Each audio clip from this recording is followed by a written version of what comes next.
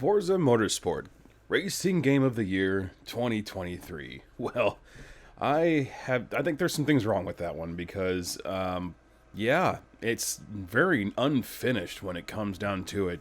The racing itself is very, very fun, but there's a slew of things wrong with it that just make the quality of life bad, and it's going to make the time or the length of this game just unreasonably short for how long it took to make this game from the ground up.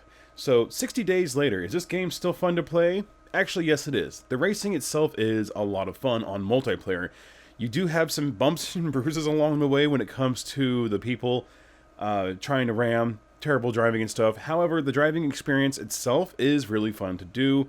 I enjoy it. It's not really a wheel-supported system. I've tried it numerous times with the wheel. It just doesn't feel as good as it should. It's very much still a Simcade controller game. So stick with the controller. It's better that way. And so 60 days later, I have some notes here. What do we have going on for the racing game of 2023? Well, the campaign offered nothing, and they keep updating some things to it, but it's nothing that'll even grab my interest in the very least.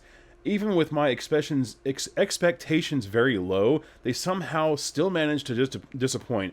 The game even manages to lose your save progress as well, which adds to the list of reasons to not even bother with the campaign mode. Forza has never been good at campaign, ever. Even with Forza Motorsport 4, that game was amazing, and yet the campaign was just a grid. There was no continuous, long, fun career mode, no progression or anything. It was just, here's your classic cars, choose your car, race said car for 3 to 5 races, and rinse and repeat for hundreds of hours. And on campaign, you're going against drivatars. Well, the drivatars are extremely bad drivers. They're either incredibly too slow, or they brake on apexes, or they try to sideswipe you. I don't know why this happens. I thought the drivatars from Forza Motorsport 7 were a little bit better, and they just, built from the ground up, it just seems like it should be better than that. It's not...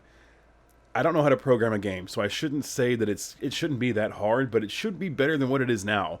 The drivatars are a wreck, and it makes single player even worse. It's not fun. What's next? Replays still do not work for multiplayer races, and that is among the other known issues page on their support website. The known issues page on their website is a very long list of things that they know are issues, and they're working on it. And you would think replays would have been fixed pretty quickly.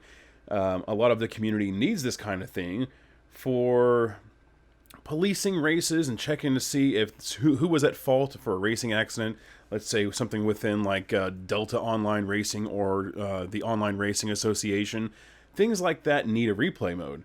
And they also need a spectator mode, but there's no freaking spectator mode, which is weird considering how YMTV helped make Forza Esports what it was back in Forza Motorsport 6. So, yeah, no spectator mode, replays still don't work, and from a content creator standpoint, having the replays not working is a huge bummer, because if an epic wreck happens, or some really cool side-by-side action happens, you can't look on the replay and capture a screenshot and use that for a thumbnail. So from a content creator standpoint, not having the replay was a huge bummer from day one, and 60 days later, still does not work. The player rating system seems pointless. Lobbies are filled with bad drivers despite being in the upper 4,000s. I'm not going to sit here and pretend I'm the best racer. I'm not going to sit here and pretend I'm the best driver, but I am between 4,600 and 4,800. I haven't checked in a couple weeks, and I know getting up to the 4,999 and 5,000 is extremely tough unless you're one of the aliens, the professionals out there. But that's because they're going to be ahead of the pack and not have to get into wrecks with people. So being with the general public, being in the upper 4,000s, you would think you would be with other like-minded racers who are going to be fast and have good sportsmanship and all this, that, and the other. I will accidentally bump somebody, and they will go full-blown revenge mode on me, and it's not cool, man. It's not cool. The car leveling system is a bust. It's a waste of time. I've already made a video on this. I hate this system. It takes an hour and a half to 2 hours to even get to a build or a level where you can put a good tune on your car. And even then, it's not worth it, because several times in my time of playing this, I'll be like, hey, let's check this car out. And I'll level it for a couple hours. and then slap a tune on it, give it a shot, and I'm still just, the car still sucks. So they need to change that big time. And the car leveling system, it also screws over the people who are trying to set up community events, because they no longer can they just get a car, put on parts, test it, and then yay or nay or make BOP changes.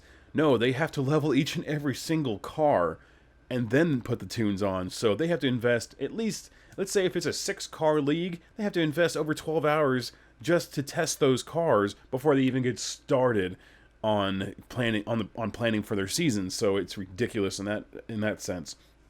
The credit system and the overall economy makes absolutely no sense to me. Cars being the value that they are, it's just pointless. It doesn't make any sense. There's race cars that are $300,000, but then like a sports car will be right around the same range, and then you have a priceless old school car that used to be 10, 12 million in the other game is only $340,000. It literally doesn't make any sense. I'm so used to my money going to parts, but now you basically use Car XP to buy those parts instead of your credits. So the economy, the values, none of it makes sense to me. Really built from the ground up, but it's built terribly. The penalty system is good. I really do like the penalty system, but it needs some tweaking. Every once in a while, I can have somebody ram me off the track, and they don't get a penalty for the collision, but I get a penalty for being pushed off the track and cutting a corner because I was forced off the track. So they don't get a penalty for a blatant spear or ram, and then I get a nice 2-second penalty for just barely cutting a corner that I was shoved off of. It's not fair. I've also had this happen where I was on an apex, and maybe it was on Spa. I was full speed, so yes, I was hauling ass, and barely go off the track, and I mean like a pixel went off the curb, and so the penalty thing came up, and it's like boom, a 9-second penalty. Like, how the hell is that even possible? That doesn't make sense. I didn't gain 9 seconds. That didn't merit that kind of penalty, but whatever. I really think that if they're going to keep this ridiculous car leveling system, they need to put a car level required within a tune. That way you know what level your car needs to be in order to install the tune. There's been several times before a race during practice mode, maybe that's the reason why practice is 30 minutes, you have to find these tunes to tune your car, make sure you're competitive, make sure the car drives fine. That's perfect, right? But however, I spent a lot of time downloading a tune and installing the tune, only for it then to tell me that I do not have enough CP or whatever to use the tune, so I got to go back and start all the way over. And sometimes it's not my internet, trust me. Sometimes it takes forever for these tunes to install, and then just to give me an error that I do not have the right level. There should be a car level requirement within the tune. That way you know what you're getting yourself into, and you don't waste any more of your time, because this game is a waste of time. It's fun on the track. Once you get on the track, everything's fine. But, oh my god, the time invested is just annoying. Spec, Touring, and Forza GT Racing Online is superb. It's my favorite part of the game. When they have the open lobbies, not so much because of the whole car leveling system thing. So I stick with my spec races, the touring cars, and Forza GT. This is the strength of this game. If it wasn't for these 3 type of lobbies, I would not be playing this game at all. And we're only 60 days into it. Car detail is not built from the ground up. There's so many bugs and errors and wrong colors and wrong parts and the used parts from Forza Motorsport 4 and things like that. So yeah, car detail is not very good. The quality control throughout the game is lacking. I really think if they had a better quality control alpha testers or beta testers or something going on to really point these things out before the game was even released, then we probably would have avoided a lot of these problems. But instead, I don't think Turn 10 had anything to do with the community. Yes, the community was loud and it complained a lot about things, and they listened to that, but they should have had better testers and better quality control throughout this the build of the game. Online communities are forced to work harder for racing online through the car leveling system, or neglected altogether. Drift, Drag, and other communities are forced to stay on Forza Motorsport 7 or Forza Horizon 5, or even other games. There's plenty of communities, the Drift community and the Drag community especially. Those were just axed. There was no way that I know there's that one YouTuber that still will drag race cars. That's kind of his niche within Forza. However, there's no drag racing online lobbies or anything. So it's like, wait, that was an entire sub community within your game, and now they don't have a reason to play this game at all. They don't care, so they're not going to play this game. They're going to stick to the old games or other games, yada yada yada. You get where I'm going with that. Practice times are far too long for a simple 9-minute race. Practice times do not need to be 30 minutes. I understand there's a rotation of the lobbies. However, I really do think that practice could be dumped down to 10 to 15 minutes, because 30 minutes of practice for a 6-lap race that takes maybe 9 to 10 minutes is a little bit much. You don't need that much time when you already know which car you're going to use. It's great for leveling up your car if you have the time to invest in it, and I've done that before in the past. But still, they need to change that up. Maybe even have a website that shows the rotation of the lobbies, kind of like Diablo 4 has for the Helltides. It's a third-party website, but it tells you when the Helltides are up. It tells you when the bosses spawn and all that. So it would be nice if maybe Forza or somebody could create this kind of website where it says, hey, this Forza GT lobby for Le Mans is going to start in 4 minutes. You better log in, buddy, and get your car ready and get into racing. And yeah, and last but not least, and I've already said this, steering wheel does not feel good on this game. Forza is a controller game yet again. Those are my complaints. Pretty big complaints considering how we're 60 days in, and that's the amount of stuff that is still an issue. Again, I'm going to end on a high note. The racing in this game is phenomenal. I do enjoy it. The physics change was not the biggest change, but it was noticeable enough transitioning from Forza Motorsport 7 to Forza Motorsport.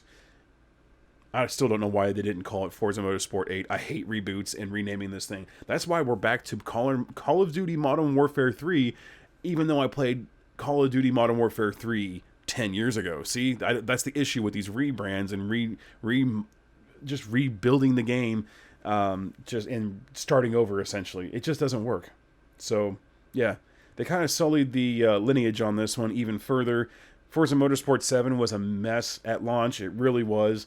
And Forza Motorsport 6 was better, but if we're going to this route where every single Forza Motorsport game at launch, every 3 to 6 years, however long the next game's going to take, if it takes 60 to 90 days to clear off all the spider webs and stuff and get things running smoothly again, that's ridiculous. And I'm hoping they get this done before 90 days, because if this game has not changed drastically in the next 30 days, I'm pretty much going to stop playing it. And I know a lot of people feel the same way.